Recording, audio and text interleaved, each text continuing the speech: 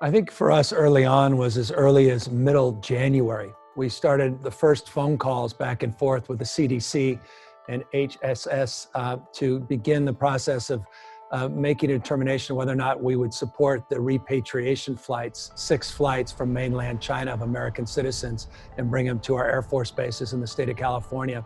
It really brought to the fore what this pandemic was. And then, of course, the Grand Princess Cruise Line. A few weeks later, that really brought the whole issue to our shores even sooner than any other state. So there was a consciousness, a seriousness of focus, and that led to Mayor Breed and other Bay Area leaders to move forward first with stay-at-home orders, and allowed me the confidence to roll out the first statewide stay-at-home order.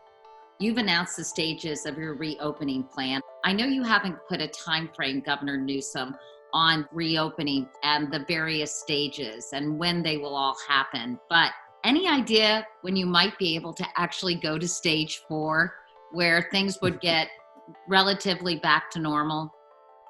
Yeah, I mean, stage 4 is a therapeutic stage. Stage 4 is a vaccine stage. And that likely won't happen anytime soon. That's why we say months, many, many months in stage 4. I think that's realistic. Look, we don't play around with dates and deadlines for one reason. They're arbitrary. They're not based on anything except instinct.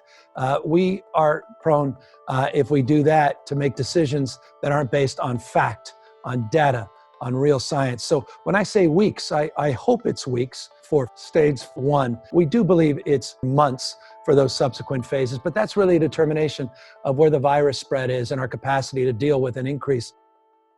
What are you most concerned about, Governor, as California and other states, for that matter, emerge from this? I think my biggest fear is fatigue. My biggest fear is all the progress that's been made over the course of the last 90 days, particularly in the state of California, that really started in on this in late January, can be thrown out in the matter of weeks. My biggest fear is that we think this virus is taking weekends off so we can take the weekend at the beach. We think, all right, just because it's getting warm, it's going to take the summer off and go on spring break. My biggest fear is that we have people that are asymptomatic that come home to mom and dad and grandpa and people with compromised immune system only to find out that they're in the ICU. That's why I'm sober about this. I want to get back to work. I deeply am connected to the stress and anxiety our small business men and women have, and people that desperately need to go back to work. At the same time, we got to keep people healthy, and the best way to go back to work is to tame this, to suppress the spread, and that's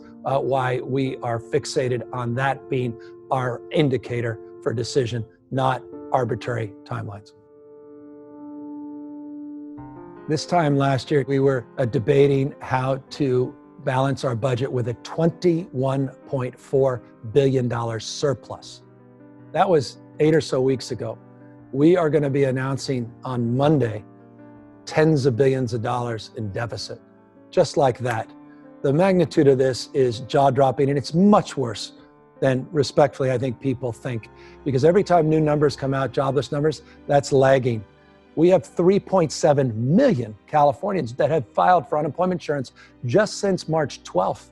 Just since March 12th. We have to put this in perspective. And that's why I understand, boy, do I understand the economic desire to start reopening. And that's that give and take. That's the struggle. This is the dialectic of our time. And there's a lot of whitewater, a lot of friction that's going to happen in the next few months. It's been difficult to date, but the next few months and years are going to be challenging. Doesn't sound as if Mitch McConnell is going to be much help. He doesn't want the federal government to help at the state or local level. And he, in fact, has said it's the state's fault for mismanaging money. I know you've said that his position is offensive, but without federal help, how are you going to manage? You can imagine, since he's been Republican leader every year, the deficits have gotten bigger under his watch, how galling that comment is to a state like California, where our surpluses got bigger as his deficits got bigger in terms of mismanagement. 40 million Americans live in the state of California. It's not a blue state, it's an American state. It's part of the union. And so I hope they disabuse themselves of this notion that we are all on our own when we're many parts but one body. And when one part suffers, we all suffer. That's the spirit of our founding fathers.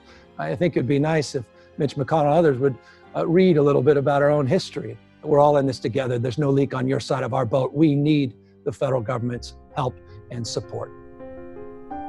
Some remarkable things are happening at the local level, the regional level, and at the state level. And there's a spirit of collaboration that's alive and well across jurisdictions that should give people confidence in our future, not just getting through this moment, but moreover, I think we can extend that spirit into environmental stewardship, and economic and social justice, and to reimagining a future that's brighter.